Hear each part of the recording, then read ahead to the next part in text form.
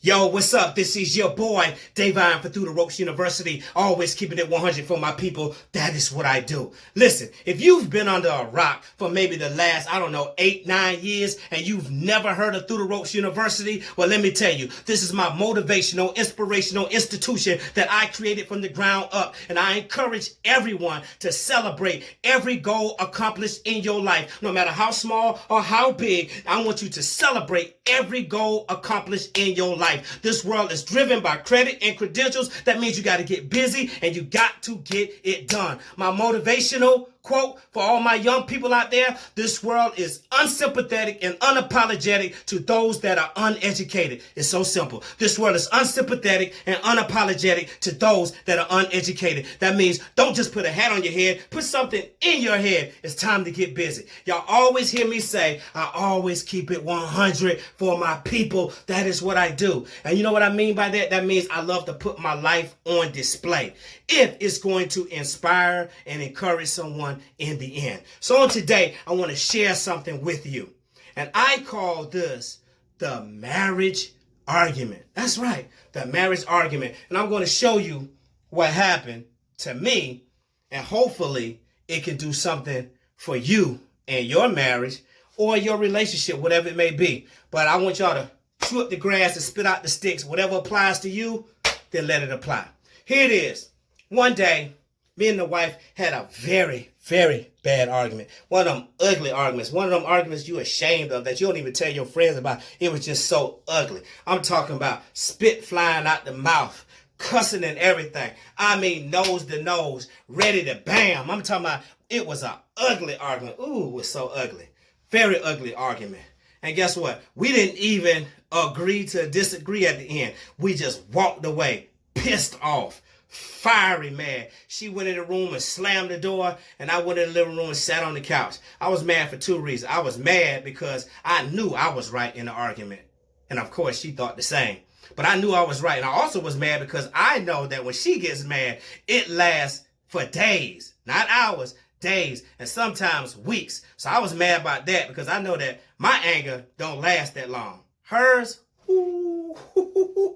let me tell you, boy, it will last. So let me tell you what happened to me. So I am very angry at this moment, all right? She's pissed off, and I know that she don't even want to hear my name, don't want to see me or nothing. So she in the room, door shut, and I know she lock it. She always lock it when she go in the room. So she's sitting in the room with the door locked. I'm sitting on the couch. Kids not home. They at grandma's, and it's just me and her. So it's supposed to be some quality time, but we got in a very, very bad argument. So I'm sitting on the couch, right? Now, you know in those movies sometimes when movie just came on, whatever, and the person sit down and then the picture starts swaying like this and they go into a dream. That's exactly what happened to me, right? I sat down on my couch, my chin hit my chest, and I fell asleep. Now, let me show you what happened in this dream. I went to sleep, right? And in my dream, I had the exact argument that we had before I went to sleep. In my dream, we was nose to nose, spit flying, cussing, going back and forth, arguing. I mean, an ugly argument. In my dream now, we was having the same argument. Whatever we was arguing about, I don't even remember. It is irrelevant at this point. But we was arguing ugly in my dream. In my dream, she goes in the room and slam the door and lock it, and I go sit on the couch, chin in my chest. In my dream now. Now I'm sitting on the couch, chin in my chest, sleep. Now this is the dream part, but this is actually what had happened to me. At least the beginning part was. So while I'm sitting on my couch, sleep, all of a sudden, I hear the back door kick in. Boom. I wake up on the couch, and I look. When I look up, it's like 3 men dressed in all black, covered up, can't see nothing. And they holding these big cannon-like weapons in their hand, and they just start shooting everywhere in the house. I'm like, bullets is just flying everywhere. I mean, just came in and just start shooting. I don't even remember what I was doing when they were shooting in this dream. But I just saw them shooting everywhere. They were shooting up the couch, the lamp, coffee table, TV, holes in the wall, holes in the ceiling, holes in the floor. I mean, they was, all three of them was just unloading in the house. I didn't see me at that point, but all I saw was those guys shooting. And when they started clicking, when they was out, they ran out the door. So I'm sitting here on my couch and I'm looking at myself and I don't see no holes, but there's holes everywhere. Holes in the floor, holes in the wall, ceiling, right? And one thing I forgot to tell you, right? When my wife went in the room, she went upstairs. In my dream, the room was upstairs, right? But in real time, we didn't have no upstairs. But in my dream, my wife got mad and went upstairs, shut the door, and locked it. So I'm downstairs looking at all these holes, trying to figure out what happened. And I'm looking at the door laying down. So I'm trying to figure out why my wife ain't run downstairs yet. I know she had to hear all of that. So I'm at the bottom of the stairs yelling out her name. And I don't hear. So as I'm walking up the stairs, I see bullets all up the staircase. So I go upstairs. And I remember I told you I saw them shooting at the ceiling, the wall, everything. I go upstairs and there's holes coming all through the floor upstairs. I get upstairs and I see my wife laying across the bed. When she's laying on her stomach like she always does and she's asleep. So I look at the floor and there's holes all around the bed she's sleeping in. And then when I look close at the bed, I see bullets came through the bed where my wife was sleeping at. So in my dream, I never touch her. I go over there and I'm calling her name. And she ain't answer, but it looked like she just sleeping. So I'm calling her name. So at that point in my dream, whatever me and her argued about, it ain't mattered no more. In my dream, it flashed before me that she's gone. And I'm telling you, this feeling that I had at that moment, it's like, in my dream, I wish I had never argued with her. It's like, I wish I had never said the things I said to her. Because when I saw her lay in the bed, she was laying there so peaceful, but yet this uproar happened in our house. So I'm standing and I'm calling her, you know, in my dream, I'm yelling, I'm calling her name, and she's just laying there, but I'm not touching her. So at this point, now I'm calling out to God, and I'm begging God to fix this. And I'm almost like crying. Not almost, was crying. God, please, please. And I'm just begging, and I'm pleading that, you know, that why did this happen? Why did you let this happen? And then somehow in my dream, I fall down on my knees. And I'm crying hard because I realized that my wife is gone.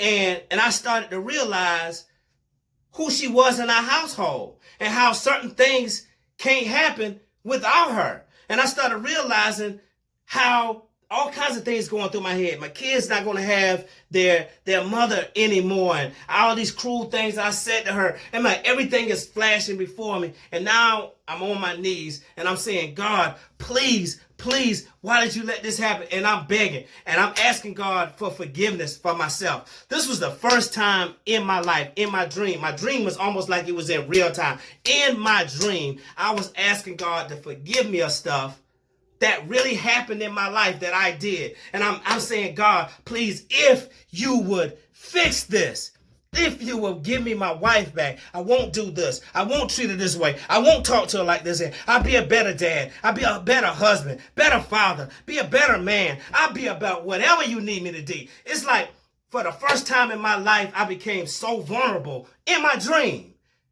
I've never been that vulnerable in my life, you know, but in my dream, it's like I surrendered everything. I gave everything up. In my dream, I remember laying on my face.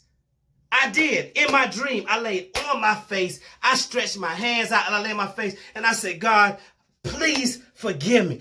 Whatever I need to do to change my ways, fix me, just give me my wife back. Give her back to me. I'm sorry for everything I did. And I mean, I was giving everything. I'm crying uncontrollably in my confession to the Lord. And I gave everything. I'm talking about, I'm sweating. I'm laying on the bed. There's holes under me because of the bullets that came up through the floor. And I'm thinking about my wife laying in the bed and she's gone. And I'm laying there and I'm like, Jesus, Jesus, please. And I'm begging out to him. And this is for real. This really happened.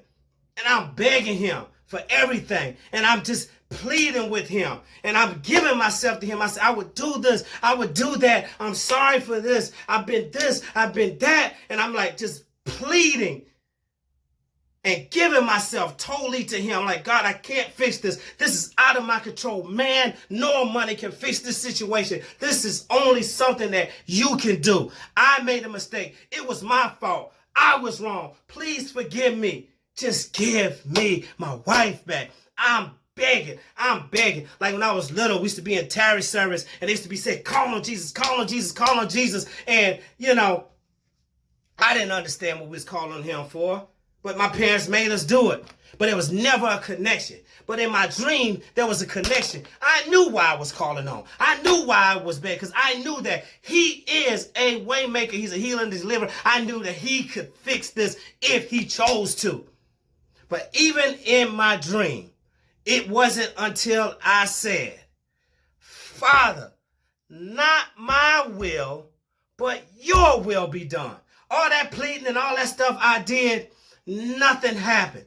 I was just crying and stretching out and doing everything that I heard pastors around the world said I need to be doing. I was doing everything, confessing this, doing all that. But it wasn't until I said, Father, not my will, but your will be done in this hour.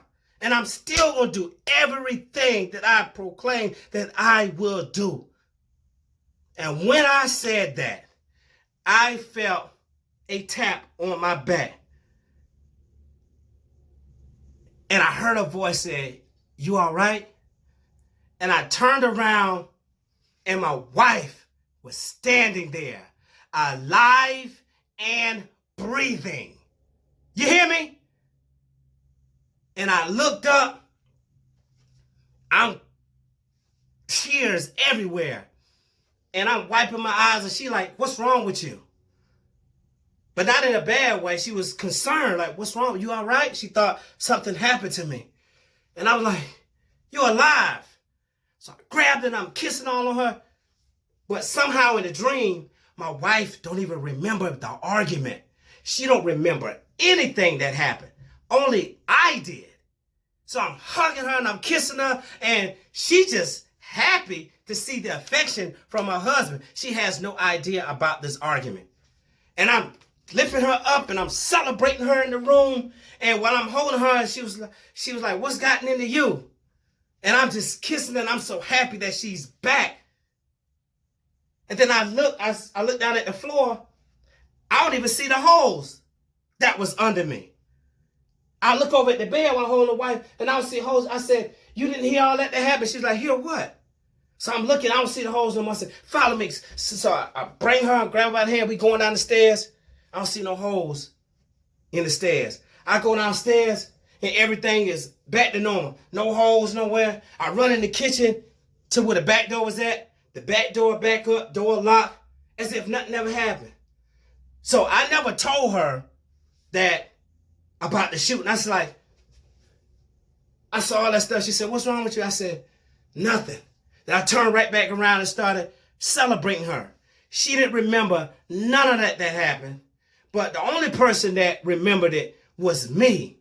And I also remember how I had to get on my face. And God had to take me to a point to show me that, okay, if you don't appreciate what you have, I'm going to show you. I'm going to give you just a glimpse of what it's like. Because God never showed my wife shot in the bed. He never said, I didn't even know she was dead, but he did not allow me to touch her in my dream. I just sat there and I called her name. And I don't think I screamed her name. I think I was just calling her name and she just didn't answer.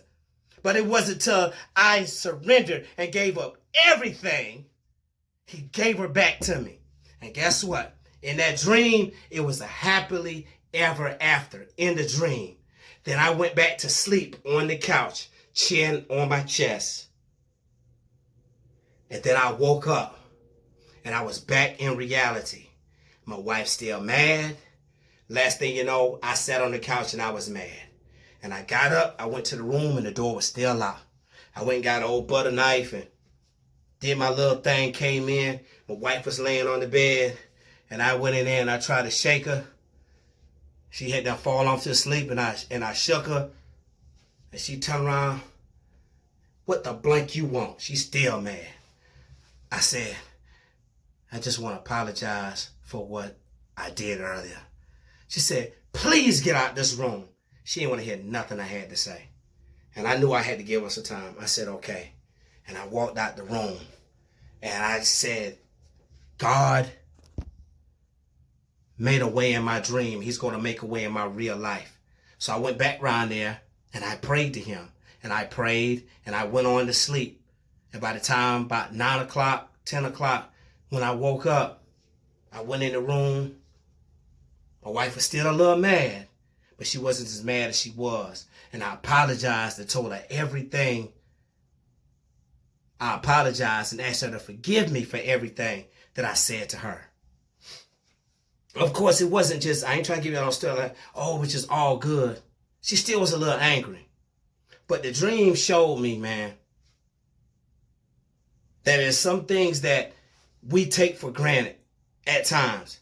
And I took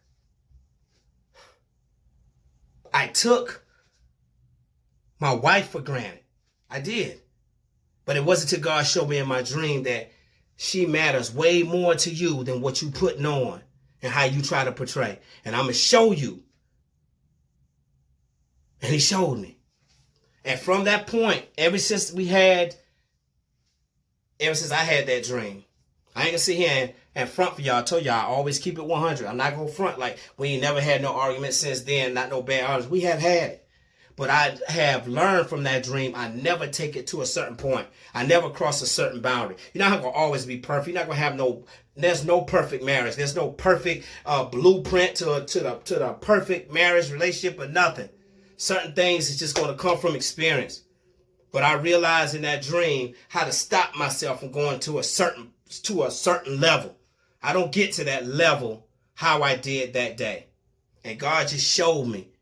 And I tried my best. I tried my best for us not to go to bed, if I can help it, angry with each other. And I believe in that dream, that's what God was trying to show, to be appreciative of what I put in your life. Because we're only here for a short while. We're only here for a short while. And when it's over and all said and done, it's over and all said and done. But I thank God for taking me there in my dream and showed me myself. And I was able to fix it, and I became a better man from that point. I hope somebody was blessed by that. I want to share it with you all. You know, I always keep it 100 for my people. That's what I do because I want you to be encouraged. I want you to be inspired, even if I have to put my own life on display to do it. I love you. Keep hollering at your boy. Make sure y'all check in with me on YouTube through the Ropes University. Subscribe to me. I'm going to keep inspiring you all and doing what I do because this is what God has placed in my heart to do for you great people out there and for whoever needs to be inspired. It's your boy, DAVYNE, for Through the Ropes University. I holla. Peace.